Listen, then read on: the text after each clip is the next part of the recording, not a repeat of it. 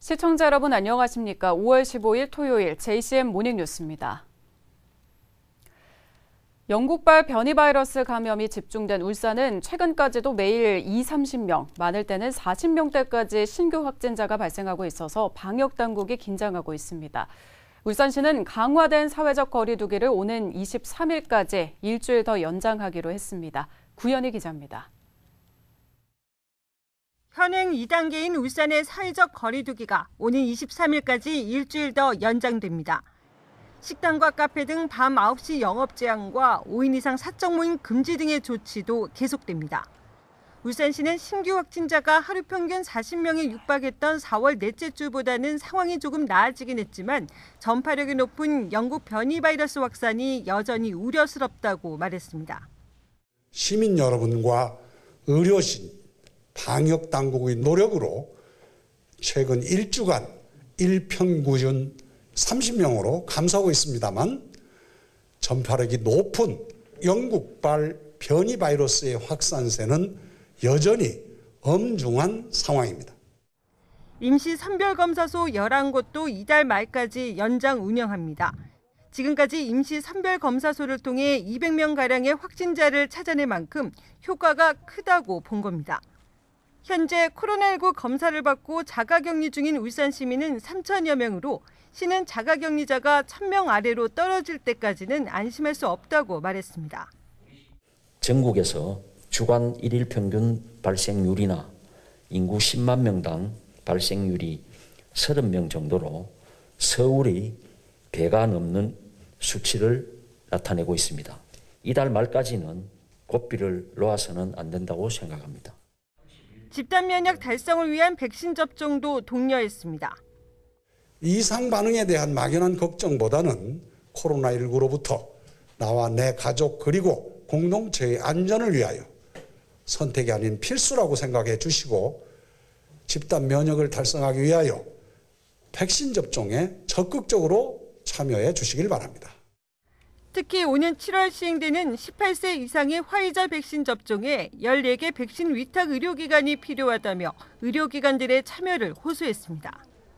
한편 시는 최근 직원과 손님 등 10여 명의 확진자가 나온 남구 유흥주점 무차차에 대해 역학조사를 방해한 혐의로 경찰 수사를 의뢰했습니다. 또 식당과 카페, 목욕탕 등 700여 곳을 점검해 방역수칙을 위반한 480곳에 대해서는 과태료와 시정 조치를 내렸습니다. 거리두기 연장과 함께 코로나19 유증상자에 대한 진단검사 의무 행정명령도 별도 해제 시까지 유지됩니다. JCN 뉴스 구현입니다.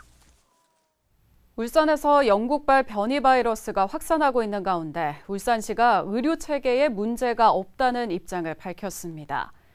울산시는 손종학 시의원의 서면 질문에 대한 답변을 통해 의료진 부족이나 역량 부족으로 인해 의료 체계에 문제가 발생할 수 있는 수준이 아니며 의료 인력 부족이나 의료 자원 부족 문제는 없다고 밝혔습니다.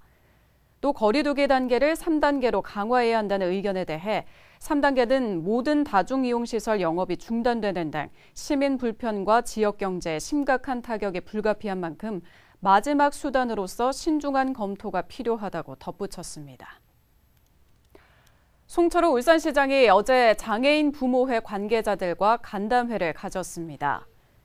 어제 간담회에서 송 시장은 장애인 부모들과 함께 울산시의 장애인 정책 전반에 대해 토론을 가졌으며 장애인 부모회에 요구한 중 시행이 가능한 부분은 관련 부서 검토를 거친 뒤 즉각 조치하겠다고 밝혔습니다. 송 시장은 장애인에 대한 이해와 존중 분위기를 확산하고 권익과 복지 증진에 적극 나서겠다고 말했습니다. 차량용 반도체 수급난이 장기화하면서 현대차 일부 공장의 가동이 중단됩니다. 현대차는 오는 17일부터 이틀간 투싼과 넥소를 생산하는 울산 5공장 일부 라인 가동을 중단하고 18일에는 아반떼와 베뉴를 생산하는 3공장의 가동을 하루 멈춘다고 밝혔습니다. 현대차는 앞서서도 반도체 부족 현상으로 포터와 아이오닉5 생산 라인이 멈춰선 바 있습니다. 노인들의 목욕비와 미용비 등을 지원하는 울주군의 효도 이용권이 공직선거법에 저촉된 것으로 확인됐습니다. 울주군 선거관리위원회는 울주군이 발급한 효도 이용권에 울주군수 직함을 쓴 것은 공직선거법 위반에 해당된다며 서면 경고 조치 등을 내릴 예정이라고 밝혔습니다. 울주군 관계자는 개정된 공직선거법에는 기존에 허용됐던 직함 표기까지 금지한 사실을 인지하지 못한 담당자의 실수라고 해명했습니다. 앞서 이선호 울주군수는 본인 업적을 홍보하는 사진전 개최와 팜플렛 2,000부를 배포한 행위로 공직선거법 위반 혐의로 재판에 넘겨져 90만 원의 벌금형을 받기도 했습니다. 울산시가 기존의 복지제도나 코로나19 피해 지원 사업 혜택을 받지 못하는 저소득 위기가구를 대상으로 오는 17일부터 한시 생계지원 현장 신청을 받습니다.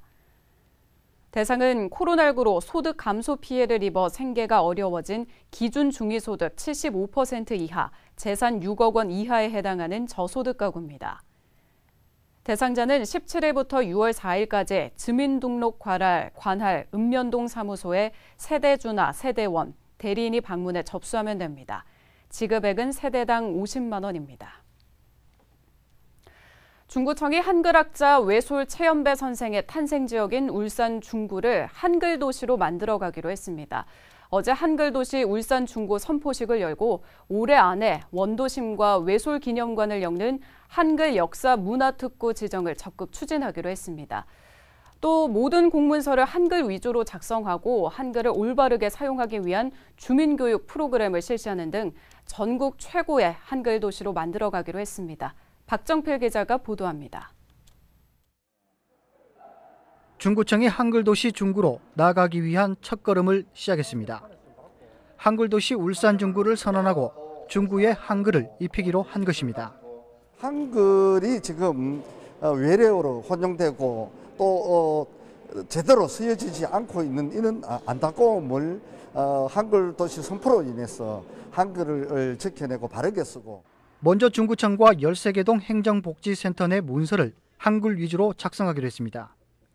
또 영문으로 표기된 관내 시설물도 한글로 교체하는 작업에 나설 예정입니다. 주민들을 대상으로 한글 올바르게 쓰기 운동도 함께 전개합니다. 외솔 기념관에서 진행하는 문해교육 등 한글 교육 프로그램을 확대할 예정입니다. 한글 도시의 이미지를 입히기 위한 각종 사업들이 이어질 것입니다. 이렇게 해서 우리 중구의 한글의 모습으로 디자인을 해 나가겠다라는.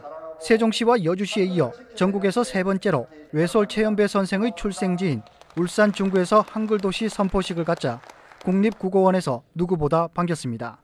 우리 외솔 최연배 선생님의 생가를 한 10여 년 전에 복원하시고 한글을 확대시키기 위해서 많은 일을 하고 계셔서 만약 이렇게 지역에서 지자체가 이런 운동을 한다고 하는 것은 아주 의미가 있고 소중한 일이라고 생각을 하고 있습니다.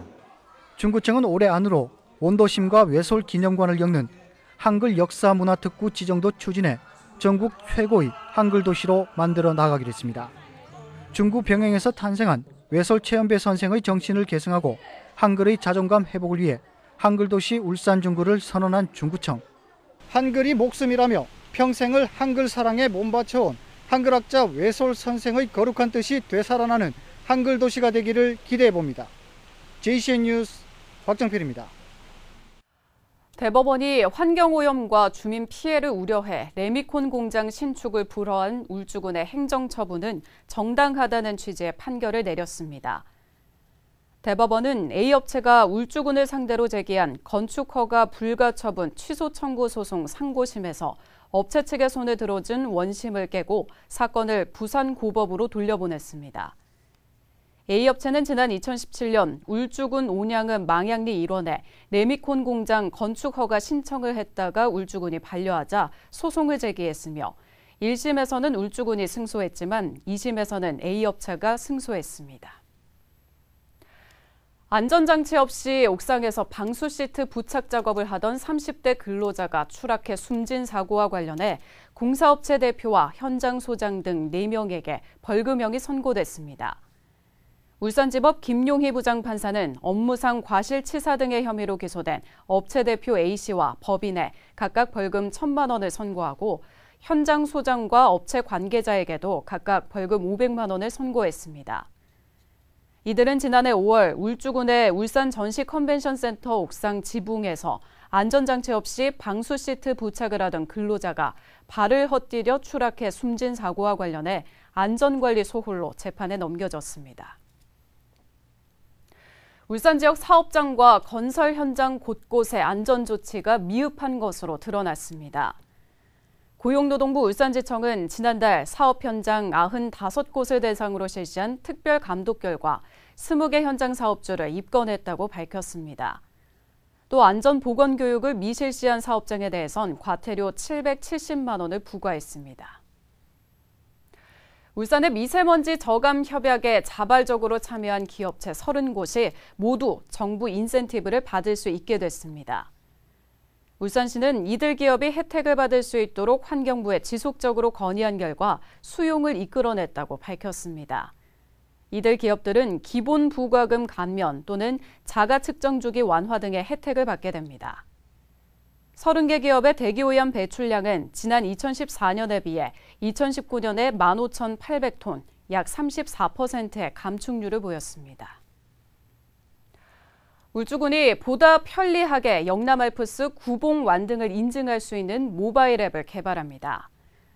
특히 GPS 정보를 활용해 산 정상석 인근에서 카메라를 켜면 앱 자체에서 인증사진 촬영이 가능하도록 해 9개 인증사진이 촬영되는 즉시 완등 인증 신청이 되도록 할 계획입니다. 울주군은 이달 중으로 앱 개발에 착수해 10월 초 시범 운영을 거친 뒤 내년 1월부터 본격 운영할 계획입니다. 4차 산업혁명 시대 로봇을 활용한 스마트 공장이 주목을 받고 있는데요. 울산과학대학교가 로봇 응용기술 교육센터를 만들고 전문 인력 양성에 나섭니다. 김동현 기자입니다. 자동화된 기기 속에서 물건이 쉴 새 없이 만들어지고 각각의 공정에서 모아진 데이터는 빅데이터로 축적돼 인공지능으로 분석합니다. 제조업 기반 울산에서 주목받고 있는 스마트 공장. 이와 함께 이를 유지하고 담당하는 전문 인력의 필요성이 커지고 있습니다. 울산과학대가 로봇 전문 인력을 양성하기 위한 기술교육센터를 열었습니다. 교육센터에는 다관절 로봇 모형 라인을 설치해 실제 스마트 공장 공정과 유사한 환경을 갖췄습니다. 로봇 초기 설정과 체계화 교육을 위한 학습 공간도 마련했습니다. 앞으로 교육센터에선 운용기술 교육과 더불어 유지보수 교육 등이 진행될 예정입니다. 이후에는 로봇 빅데이터 활용 기술 교육 등 교육 범위도 확대할 계획입니다. 로봇을 다루는 또 이렇게 오퍼레이팅하는 인재가 필요할 것이고 이것을 우리가 선도적으로 인재를 키우기 위해서 울산과학대는 시설개소와 함께 현대 로보틱스 등 연계 기업과의 업무 협약도 맺었습니다. 협약을 통해 현재 체계화되어 있지 않은 관련 자격증 제도를 마련하고 전문 인력을 양성하는 게 목표입니다. 현재 로보틱스가 추진하고 있는 산업용 로봇 기반의 제조 및 물류 자동화 솔루션 사업의 확대를 위해서도 이번 교육센터 구축은 중요한 의미를 가진다고 생각합니다. 울산과학대 서부 캠퍼스에 마련된 로봇 응용 기술교육센터는 오늘 하반기부터 학생과 재직자를 대상으로 인력 양성에 나섭니다. 스마트 공장 확대에 따른 인력 수급 문제가 대두되고 있는 만큼 교육센터가 인력 양성의 한 축이 될 수 있을지 주목됩니다. JCN 뉴스 김동렬입니다. 남구청은 어제 태화강역 광장에서 맞춤형 관광 수소버스 시승식을 가졌습니다. 맞춤형 관광 수소버스는 장생포 고래문화특구를 찾는 외부 관광객들의 교통 접근성을 높이기 위해 마련됐습니다. 오늘 17일부터 정식 운행되는 맞춤형 관광 수소버스는 태화강역을 출발해 매암사거리와 장생포 고래박물관 등 10.17km 구간을 하루 20회 운행하며 소요시간은 25분가량 됩니다. 동구청이 실시한 대왕암공원 대왕교 정비 작업이 마무리되고 시민들에게 다시 개방됐습니다. 대왕교는 지난달 13일부터 출입을 통제하고 도색과 안전장비 시설물을 재정비해 왔습니다. 동구청은 재정비 이후에는 야간 경관 조명을 오후 10시까지 운영해 볼거리를 제공한다는 계획입니다. 울산 태화강의 수질이 매우 좋은 상태를 유지하고 있는 것으로 나타났습니다. 울산보건환경연구원이 태화강의 10개 지점에 대해 수질을 측정한 결과 생물화학적 산소 요구량이 리터당 0.9mg으로 지난해 1.0mg에 비해 소폭 나아진 것으로 나타났습니다. 생물화학적 산소 요구량 농도가 리터당 1mg 이하면 매우 좋음 등급에 해당합니다. 북구청이 오는 10월까지 공공하수도와 배수설비 실태조사에 나섭니다. 대상은 하수관로를 설치한 지 20년이 넘은 진장 명촌지구와 강동 산하지구, 호계천 수계지구 등 3곳입니다. 이들 지역은 하수관로 노후화로 강우시 오수 역류 현상이 벌어지고 맑은 날엔 생활오수가 우수관으로 유입돼 태화강 하류 억새군락지에 악취 발생의 원인으로 지목되고 있습니다. 울산시는 어제 와와공원에서 국민운동단체 3곳과 민관합동 방역체계 구축을 위한 협약을 체결했습니다. 울산시는 어제 협약식에서 국민운동단체 3곳에 마스크 18,000장과 손소독제 600개를 배부했으며 협약식 후 방역활동을 펼쳤습니다. 국민운동단체들은 지난해 2월부터 전통시장과 버스 승강장, 다중이용시설 등에서 방역봉사를 하고 있으며 최근 울산에서 영국발 변이 바이러스가 확산되자 전면적으로 나서서 대대적인 방역 활동을 전개하고 있습니다. 울주군이 전화 한 통으로 방문객 출입을 관리할 수 있는 안심 콜 서비스를 지원합니다. 울주군은 기존 수기 출입자 명부는 개인정보 유출 우려와 허위 기재가 적지 않아 역학조사에 어려움이 있다며 전화 한 통으로 방문자 출입이 인증되는 안심 콜 서비스를 지원한다고 밝혔습니다. 지원 대상은 식당, 카페, 유흥주점 등 중점관리시설과 목욕장 중 가입을 희망하는 업소로 오늘 17일부터 신청을 받으며 통화료는 6월분부터 울주군에서 전액 부담합니다. JCM 모닝뉴스를 마칩니다. 함께해 주신 여러분 고맙습니다.